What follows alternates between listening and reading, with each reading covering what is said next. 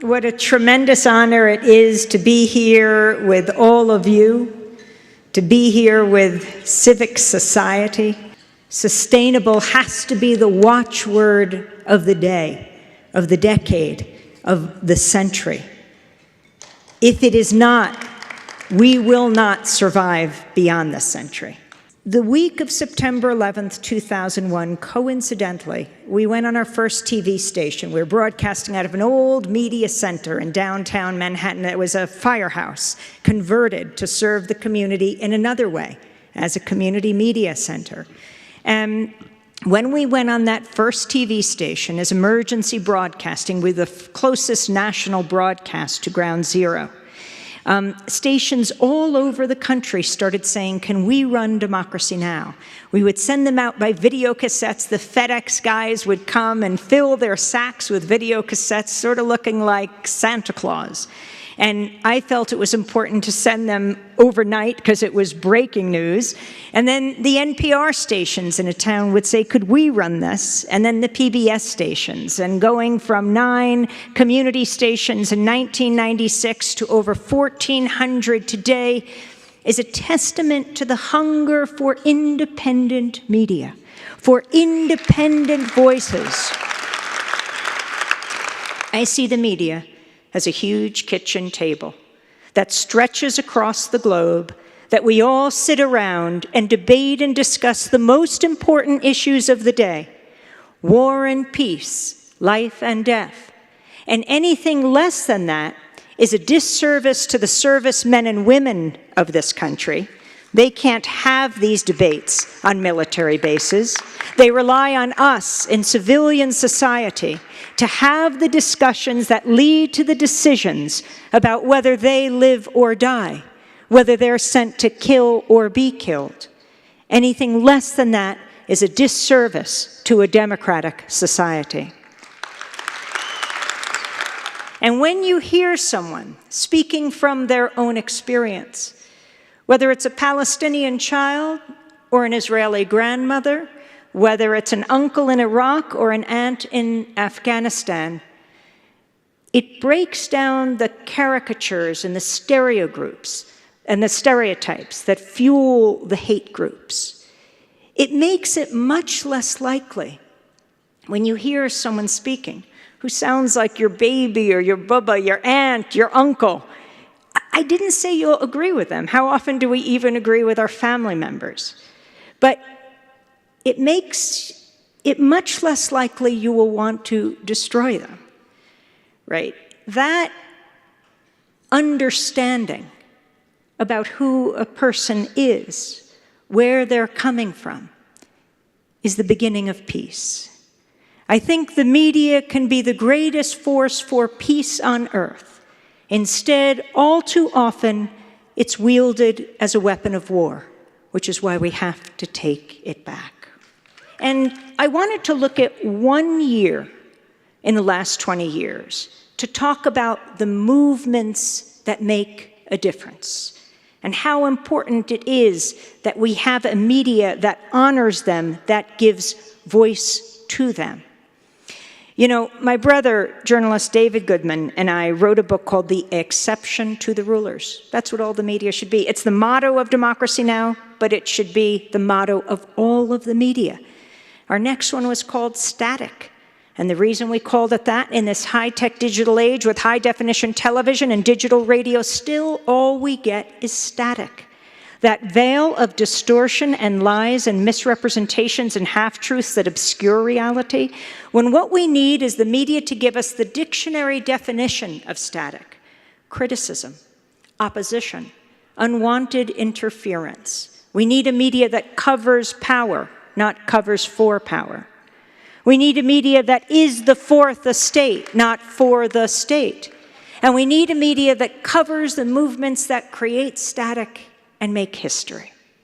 At Democracy Now!, we have grown to the largest public media collaboration in this country, I think because people trust those voices they hear going into communities, digging deep, going to the heart of the story, brought to you by listeners and viewers and readers who are committed to Independent media, the oxygen of a democracy. You know, we are not brought to you when we cover war and peace by the weapons manufacturers.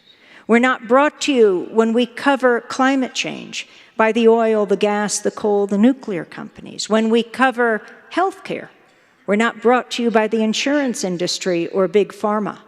We're brought to you by listeners, readers, viewers like you who are committed to an honest, open media. Movements take all sorts of forms. Sometimes they go underground, sometimes they crop up in different ways. Everything you do matters. Movements matter. And then move forward to the summer of 2011, when thousands surrounded the White House, that ring around the Rose Garden, protesting the Keystone XL. Who got arrested there? Naomi Klein got arrested, the great author who wrote The Shock Doctrine and This Changes Everything, Capitalism versus the Climate. I recommend all of her books. It was her first arrest. Bill McKibben, founder of 350.org, he was among those who got arrested. And then a few weeks later, September 17, 2011, was Occupy Wall Street. Thousands streamed into Zuccotti Park. Now, at first, the media didn't cover them at all. And we were in the media metropolis of the world, New York, and they were right there at Wall Street. I remember when CNN, Erin Burnett, she first went on the air with her show Out Front. One of the first pieces she did was called Seriously? Mocking the people who had taken over or had encamped at Occupy Wall Street. Now, the criticism of the media, why they ridiculed these young people, was they were saying, I mean, what do they represent anyway? Every issue under the sun. They're opposed to the death penalty, they're opposed to war, they're against income inequality, and they are concerned about climate change. And I was thinking, yeah, they're actually listening, the media. All of those things were true. But that wasn't its weakness, the movement. That was its strength. And they also said, why can't they decide on who their leaders are? It wasn't leaderless. It was leaderful. Let's move forward to December, to the UN Climate Summit that year that took place in Durban, South Africa. We attend Democracy Now! All of the climate summits, starting in Copenhagen, then on to Cancun, to Cochabamba, the People's Summit in Bolivia, Durban, Doha, Poland, Peru, and then finally Paris. And we broadcast for a week or two, full weeks, every hour, each hour that we broadcast, totally devoted to the climate summits. We are the only national broadcast in this country, uninterrupted coverage, inside and outside. You know, this year was particularly interesting. It was horrifying, November 30th, the attacks in Paris, you know, that killed, the terrorist attacks, 130 people. And a lot of the national news anchors raced to Paris to deal with that catastrophe. But what was horrifying after is that as the UN Climate Summit was beginning, that deals with the fate of the planet, I mean, the Pentagon is the first to say that the greatest challenge to national security in the 21st century is climate change, climate refugees. Yet, all of those anchors left and came back to the United States. We passed them in the airport. So we were inside, and you might say, well, why do you go to all these summits? What actually gets accomplished? Why waste the fuel? Well, maybe there are stalemates, but what's most astounding is what happens outside. The thousands of people on the front lines of climate change who come from every part of the planet. The kids from the Maldives who come to represent their islands that will be submerged. People from sub-Saharan Africa who are coming to speak out and say that the desertification of a continent will kill them. All of the people who are not usually given a microphone, demanding their voices be heard. So in Durban, at the end of the summit, an unusual event took place.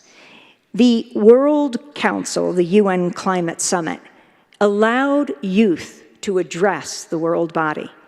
And the person the young people chose was a young woman named Anjali Pottery from College of the Atlantic in Bar Harbor, Maine, where you get a degree in human ecology. She said, "I speak for more than half the world's population. We are the silent majority. You've given us a seat in this hall, but our interests are not on the table. What does it take to get a stake in this game? Lobbyists, corporate influence, money? You've been negotiating all of my life. You failed to meet pledges, you've missed targets, you've broken promises, but you've heard this all before. We're in Africa, home to communities on the front line of climate change. The science tells us we have 5 years maximum. You're saying, give us 10. The starkest betrayal of your generation's responsibility to ours is that you call this ambition. Where is the courage in these rooms? Now is not the time for incremental action. In the long run, these will be seen as the defining moments of an era in which narrow self-interest prevailed over science, reason, and common compassion." She said there is real ambition in this room, but it's been dismissed as radical, deemed not politically possible. Stand with Africa, she said.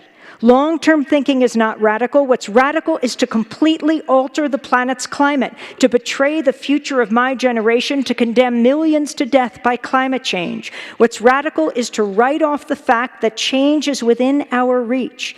2011 was the year in which the silent majority found their voice, the year when the bottom shook the top. 2011 was the year when the radical became reality. And then she quoted Nelson Mandela, saying it always seems impossible until it's done. And she ended by saying, distinguished delegates and governments around the world, governments of the developed world, deep cuts now, get it done.